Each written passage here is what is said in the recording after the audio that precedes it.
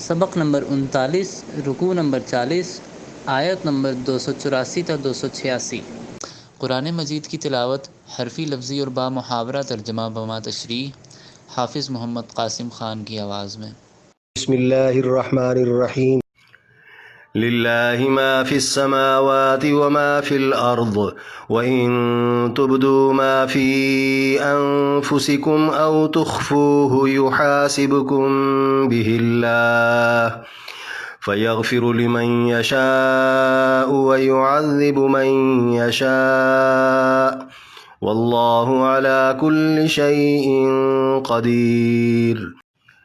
للہ اللہ ہی کے لیے ہے، ما فی السماواتی وہ جو آسمانوں میں ہے، وما فی الارض اور وہ جو زمین میں ہے، وَإِن تُبْدُوا اور اگر ظاہر کرو تم، ما فی انفسکم جو تمہارے جی میں ہے، او تخفوہ یا اسے چھپا لو تم، یحاسبکم محاسبہ کر لے گا تمہارا، بہ اللہ ساتھ اس کے اللہ، فیغفر پس بخش دے گا، لمن یشاء جس کو وہ چاہے گا، ویعذب اور عذاب دے گا، من یشاء جس کو وہ چاہے گا، واللہ علی کل شیء اور اللہ ہر چیز پر قدیر قدرت رکھنے والا ہے۔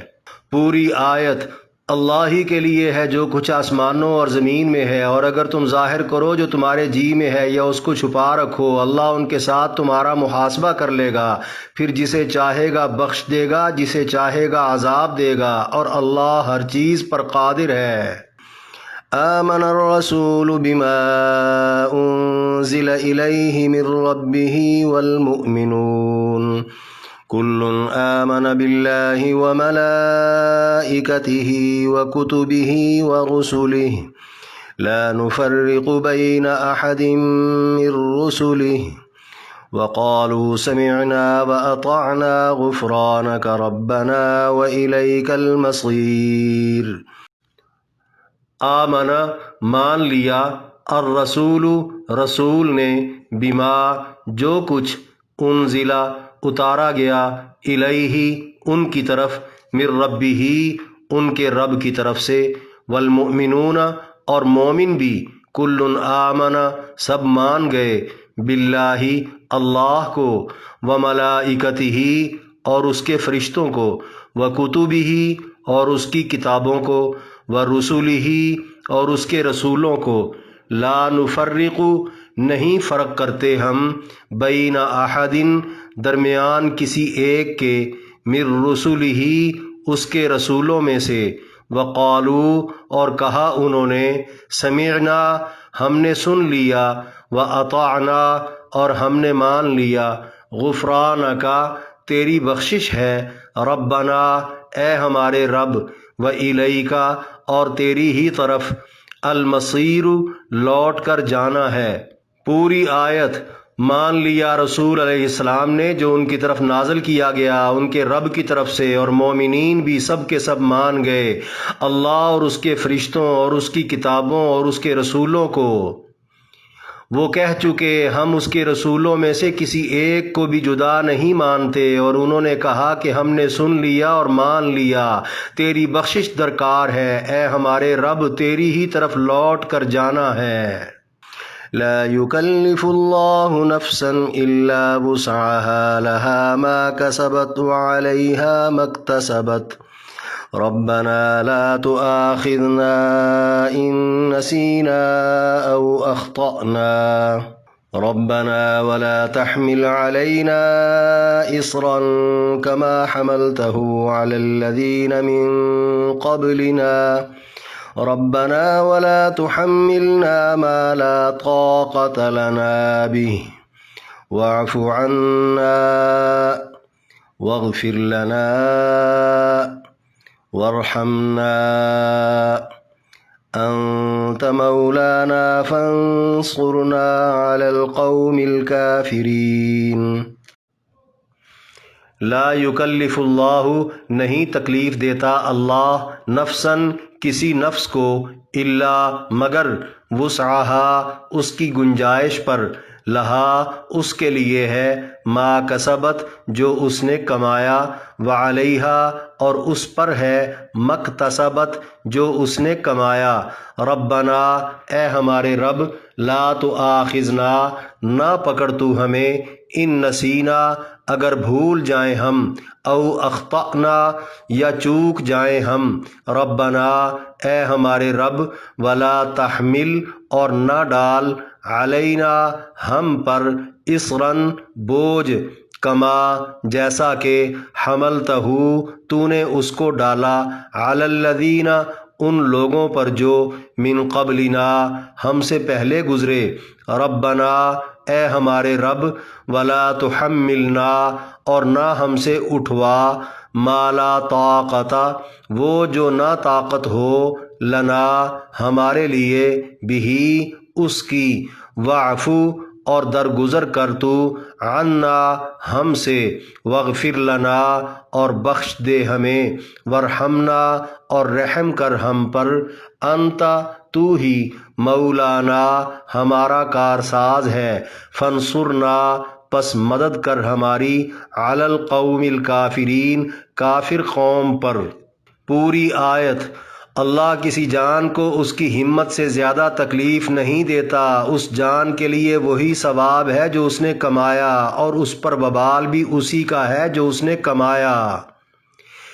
اے ہمارے رب، ہماری پکڑ نہ فرمانا اگر ہم بھول جائیں یا ہم سے چوک ہو جائے۔ اے ہمارے رب، اور ہم پر بھاری بوجھ نہ ڈالنا جیسا کہ آپ نے ہم سے پہلے لوگوں پر بوجھ ڈالا۔ اے ہمارے رب، اور ہم پر ایسی مشکل نہ ڈالنا جس کی ہم میں طاقت نہ ہو، اور ہمیں معاف فرما دینا اور ہماری مغفرت فرما دینا اور ہم پر رحم فرما دینا۔ آپ ہی ہمارے کارساز ہیں، سو ہمیں کافر قوم پر غلبہ دے دینا۔ رکوع میں درج 3 آیات کی تشریح۔ آیت نمبر 284، للہ ما فی السماوات وما فی الارض سے واللہ علی کل شیء قدیر تک۔ فرمایا اللہ ہی کے لیے ہے جو کچھ آسمانوں اور زمین میں ہے، اور اگر تم ظاہر کرو جو تمہارے جی میں ہے یا اس کو چھپا رکھو، اللہ ان کے ساتھ تمہارا محاسبہ کر لے گا، پھر جسے چاہے گا بخش دے گا، جسے چاہے گا عذاب دے گا، اور اللہ ہر چیز پر قادر ہے۔ یعنی رب تعالیٰ کی 4 ایسی صفات جن کی بنا پر کسی انسان کو یہ حق نہیں پہنچتا کہ وہ رب کے کسی بھی حکم کی نافرمانی کرے۔ پہلی صفت، زمین و آسمان میں موجود ہر چیز کا مالک ہونا۔ دوسری صفت، انسان کے اچھے برے عملوں حتیٰ کہ دل میں چھپے ارادوں کی بھی خبر رکھنا۔ تیسری صفت، قیامت کے دن تمام لوگوں کو زندہ کر کے جمع کرنا اور ان کے تمام کاموں اور ارادوں کا محاسبہ کر لینا۔ چوتھی صفت، جزا سزا کے فیصلے سنا کر جسے چاہنا معاف کر دینا، جسے چاہنا پکڑ لینا۔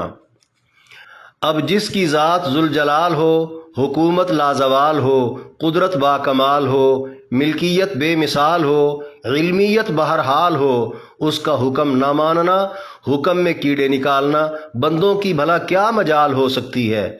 احادیث مبارکہ ہے، یہ آیت سنتے ہی صحابہ کرام گھبرا گئے کہ قول و فعل پر تو پہرا ممکن تھا، مگر دل کے پوشیدہ خیالوں پر قابو کیسے پایا جا سکتا ہے؟ اگر اس پر باز پرس ہو گئی تو بچے گا کون؟ جس پر اس سے اگلی 2 آیات نازل ہو گئیں۔ احادیث میں یہ بھی مذکور ہے، دل کے مخفی خیالات پر کرامن کاتبین بھی آگاہ نہیں ہوتے، مگر اللہ کو سب پتہ ہوتا ہے۔ روز قیامت اللہ ہر بندے کے دل میں اٹھنے والے تمام برے برے خیالات اس کے سامنے پیش کر دے گا۔ بندہ رونا شروع کر دے گا کہ اب میں نہیں بچ سکتا۔ اللہ فرمائے گا، چاہتا تو میں ان پر بھی پکڑ کر سکتا تھا، مگر میں نے مومنوں کے خیالات معاف کر دیے۔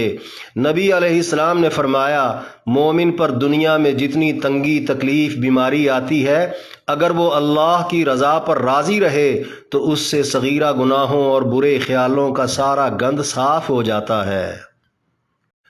آیت نمبر 285، آمن الرسول بما انزل الیہ من ربہ سے غفرانک ربنا و الیک المصیر تک۔ فرمایا مان لیا رسول علیہ السلام نے جو ان کی طرف نازل کیا گیا ان کے رب کی طرف سے، اور مومنین بھی سب کے سب مان گئے اللہ اور اس کے فرشتوں اور اس کی کتابوں اور اس کے رسولوں کو، یعنی نبی علیہ السلام اور ان کے تمام صحابہ نے انتہائی مشکل اور سخت صبر آزما حالات میں اللہ کا ہر حکم ہر فیصلہ مان کر اپنا فرض پورا کر دیا۔ لہٰذا آج کے مسلمان کو بھی چاہیے کہ انتہائی آسان اور آزاد ماحول میں اللہ کا ہر حکم اور ہر فیصلہ مان کر بندگی کا حق ادا کرے۔ جو صحابہ دلوں کے مخفی خیالوں پر محاسبے کی بابت پریشان ہوئے تھے، یہاں ان کو مقبولیت ایمان کی سند عطا کر کے خوش کر دیا گیا کہ ان کا ایمان مکمل بھی ہے اور مقبول بھی ہے اور معیاری بھی۔ آخر میں فرمایا، وہ کہہ چکے ہم اس کے رسولوں میں سے کسی ایک کو بھی جدا نہیں مانتے، اور انہوں نے کہا کہ ہم نے سن لیا اور مان لیا، تیری بخشش درکار ہے، اے ہمارے رب تیری ہی طرف لوٹ کر جانا ہے۔ یعنی بنی اسرائیل کی طرح یہ نہیں کہ نبیوں میں سے کسی کو مان لیا اور کسی کا انکار کر دیا، بلکہ یہ ایسے مومن ہیں جو بلا تفریق سب نبیوں پر ایمان لانے، سب کا ادب و احترام بجا لانے والے ہیں۔ یہود و نصارہ اور مشرکین عرب سمیت دیگر لوگ سمعنا و عصینا کہا کرتے تھے، مطلب ہم نے سن لیا اور منہ پھیر لیا، مگر صحابہ کرام ایسے تابع فرمان مسلمان ہیں کہ ان کے بالکل برعکس سمعنا و اطعنا کہتے ہیں، مطلب ہم نے سن بھی لیا اور مان بھی لیا۔ روایات میں ہے جب صحابہ نے نبی علیہ السلام کو دلوں کے مخفی خیالات پر محاسبے کی بابت اپنی پریشانی بتائی تو آپ علیہ السلام نے فرمایا کہ کیا تم بھی پچھلی امتوں کی طرح کہنے لگو گے کہ ہم نے سن لیا لیکن تسلیم نہیں کیا، بلکہ تمہارا یہ کہنا بنتا ہے کہ ہم نے سن بھی لیا اور مان بھی لیا، اگرچہ اللہ کی کسی بات کو سمجھنے یا اس پر پورا اترنے میں کتنی ہی دقت کیوں نہ ہو۔ آپ کا یہ فرمانا ہی تھا کہ اصحاب محمد نے سمعنا و اطعنا والے جملے کو اتنا دہرایا کہ ساری گھبراہٹ ختم ہو گئی اور قرار آ گیا، اور سب بولے مولا تیری بخشش درکار ہے، تیرے ہی پاس آنا ہے، مطلب بندہ اپنے رب سے جتنا بھی خوف زدہ ہو جائے لیکن پناہ پھر بھی اسی کے پاس ہی ملے گی۔ آیت نمبر 286، لا یکلف اللہ نفسا الا وسعها سے فانصرنا علی القوم الکافرین تک فرمایا، اللہ کسی جان کو اس کی ہمت سے زیادہ تکلیف نہیں دیتا، اس جان کے لیے وہی ثواب ہے جو اس نے کمایا، اور اس پر وبال بھی اسی کا ہے جو اس نے کمایا۔ یعنی اللہ کے جتنے بھی احکام ہیں عمومی طور پر سب پر عمل کرنا کسی کے لیے بھی ناممکن یا مشکل نہیں۔ محاسبہ اور پھر جزا سزا کا اطلاق اختیاری کاموں پر ہوگا، غیر اختیاری کاموں پر ہرگز نہیں۔ انسان جس طرح اپنے اختیار و ارادے سے بدی کر سکتا ہے اسی طرح نیکی بھی تو کر سکتا ہے، نیکی پر ثواب ہوگا اور بدی پر وبال ہوگا۔ رہی بات دل کے خیال پر پکڑ کی، خیال بھی دو قسم کے ہیں، ایک اختیاری خیال جسے پکا پختہ ارادہ کہا جاتا ہے، جس کے بعد کچھ کہا یا کیا جاتا ہے، جیسے حسد، بغض، تکبر، کینہ، ہرس، ضد، نفاق وغیرہ، ان خیالوں پر پکڑ ہوگی۔ دوسرا غیر اختیاری خیال جسے شیطانی وسوسہ کہا جاتا ہے، ان پر مواخذہ نہیں ہوگا۔ حضرت ابو ہریرہ رضی اللہ تعالیٰ عنہ سے روایت ہے، نبی علیہ السلام نے ارشاد فرمایا، بلا شبہ اللہ تعالیٰ نے میری امت سے ان چیزوں کے بارے میں درگزر فرما دیا ہے جو ان کے دلوں میں آ جائیں جب تک ان پر عمل نہ کریں یا زبان سے نہ کہیں۔ یہ روایت صحیح مسلم شریف میں موجود ہے۔ نبی علیہ السلام سے صحابہ کرام نے عرض کیا کہ ہم اپنے نفسوں میں ایسی بات محسوس کرتے ہیں کہ جس کو زبان پر لانا بھاری معلوم ہوتا ہے۔ آپ نے یہ سن کر سوال فرمایا، کیا واقعی تم نے ایسا محسوس کیا ہے؟ عرض کیا گیا، جی ہاں محسوس کیا ہے۔ آپ نے فرمایا، یہی خالص ایمان ہے۔ یہ روایت بھی صحیح مسلم شریف میں موجود ہے۔ ایک شخص نے نبی علیہ السلام کی خدمت میں حاضر ہو کر عرض کیا، میں اپنے نفس میں ایسی چیز محسوس کرتا ہوں کہ مجھے اسے زبان سے نکالنے کی بنسبت کوئلہ ہو جانا زیادہ محبوب ہے۔ یہ سن کر آپ نے فرمایا، اللہ اکبر، اللہ اکبر۔ پھر فرمایا کہ سب تعریف اللہ کے لیے ہے جس نے شیطان کی شرارت کو وسوسہ تک ہی محدود رکھا۔ اگر تم دل سے مومن نہ ہوتے تو اس بات کو برا کیوں جانتے اور زبان پر لانے کو کیوں بھاری چیز سمجھتے؟ یہ بھاری سمجھنا اور کوئلہ ہو جانے کو محبوب جاننا سراسر ایمان ہی تو ہے۔ یہ روایت ابو داود شریف کے اندر موجود ہے۔ آگے فرمایا، اے ہمارے رب ہماری پکڑ نہ فرمانا اگر ہم بھول جائیں یا ہم سے چوک ہو جائے۔ اے ہمارے رب اور ہم پر بھاری بوجھ نہ ڈالنا جیسا کہ آپ نے ہم سے پہلے لوگوں پر بوجھ ڈالا۔ اے ہمارے رب اور ہم پر ایسی مشکل نہ ڈالنا جس کی ہم میں طاقت نہ ہو، اور ہمیں معاف فرما دینا اور ہماری مغفرت فرما دینا اور ہم پر رحم فرما دینا۔ آپ ہی ہمارے کارساز ہیں، سو ہمیں کافر قوم پر غلبہ عطا فرما دینا۔ یعنی یوں لگتا ہے اصحاب رسول کی آخرت کے معاملے میں بالخصوص دلی خیالات پر محاسبے کی بات کو لے کر جو حد درجہ فکر مندی والی کیفیت پیدا ہو چکی تھی، رب تعالیٰ نے اس کے عین مطابق یہ دعائیں عطا فرما دیں۔ بحوالہ تفسیر ابن کثیر، حضرت جبریل نبی علیہ السلام کے ہاں آئے اور کہا، اے اللہ کے رسول، اللہ تعالیٰ آپ اور آپ کے اصحاب کی وفاداری اور تابعداری پر بہت خوش ہیں۔ آپ یہ دعائیں خود بھی مانگیں اور اپنے امتیوں کو بھی تلقین فرما دیں۔ اللہ کا وعدہ ہے کہ وہ منظور فرما لے گا۔ مسلم شریف کی حدیث میں ہے، پھر جب کوئی مانگنے والا یہ دعائیں مانگتا تو اللہ ہر ایک کے ہر دعائیہ جملے پر فرماتے، ہاں میں نے منظور کی، ہاں میں نے قبول کی۔ چنانچہ اللہ نے اس نبی کے صدقے اس امت کی بھول چوک معاف فرما دی اور غیر ارادی خطا بھی معاف فرما دی۔ اللہ نے سابقہ امتوں پر نافذ سخت احکام، مثلاً عبادت گاہوں کے علاوہ عبادت نہ کر سکنا، حلال جانوروں کی چربی نہ کھا سکنا، گناہ ہو جائے تو توبہ کو قتال سے مشروط کر دینا، ناپاک کپڑے کو دھو کر پاک کر لینے کی بجائے اتنا حصہ کاٹ کر پھینک دینا، وغیرہ وغیرہ، اپنے نبی مکرم کے ذریعے سب ساقط فرما دیے۔ اللہ تعالیٰ نے معذوری، کمزوری، مجبوری کی صورت میں ہر امتی کے لیے احکام بجا لانے میں نرمیاں اور رعایتیں پیدا فرما دیں، جیسے نماز کھڑے ہو کر نہ پڑھی جا سکے تو بیٹھ کر، بیٹھ کر نہ پڑھی جا سکے تو لیٹ کر، لیٹ کر بھی نہ پڑھی جا سکے تو اشاروں سے، اسی طرح وضو نہ ہو سکے تو تیمم، روزہ نہ رکھا جا سکے تو فدیہ، یا چھوٹ جائے تو قضا، وغیرہ وغیرہ۔ اس کے بعد اللہ نے دنیا میں مومنوں کے بڑے گناہوں کو استغفار پڑھنے سے اور چھوٹے گناہوں کو نیک اعمال بجا لانے سے معاف کرنے کا فیصلہ سنا دیا۔ نیز بیماری، تکلیف، رنج اور پریشانی کو گناہوں کا کفارہ قرار دے دیا۔ نماز جنازہ سے میت کی اور نمازیوں کی مغفرت کا وعدہ دے دیا۔ اللہ نے رحم فرماتے ہوئے گناہ کے ارادے کی کتابت سے کاتبین کو روک دیا۔ گناہ اگر ہو جائے تو صرف ایک گناہ، جبکہ نیکی کے فقط ارادے کو ہی ایک نیکی اور نیکی کرنے پر 10 نیکیاں لکھنے کا حکم دے دیا۔ حتیٰ کہ گناہگار مدفون مردوں کو بھی قبروں میں پڑے پڑے پچھلے زندہ لوگوں کی دعا و ایصال ثواب سے پاک کر دینے اور قیامت کے دن نیکوکاروں میں سے اٹھانے کا اطمینان بخش دیا۔ آخر میں نبی علیہ السلام کو اور آپ کی جماعت کو دنیا بھر کے کافروں پر غلبہ بھی عطا فرما دیا۔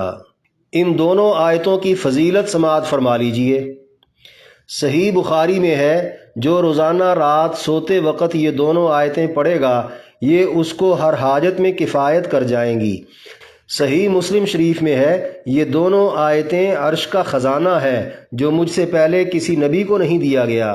ترمذی شریف میں ہے، یہ دونوں آیتیں جس گھر میں 3 دن تک پڑھی جائیں گی اس گھر میں شیطان داخل نہ ہو سکے گا۔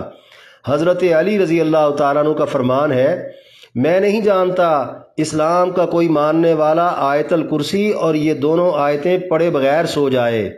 یعنی مجھے اس بات کا یقین ہی نہیں ہے۔ نبی علیہ السلام نے فرمایا معراج کی رات نمازوں کے ساتھ یہ 2 آیتیں بھی اللہ نے مجھے تحفے میں عطا فرمائیں۔ نبی علیہ السلام نے یہ بھی فرمایا یہ دونوں آیتیں پڑھتے رہا کرو، اللہ نے مجھے یہ 2 نور عطا فرما دیے ہیں۔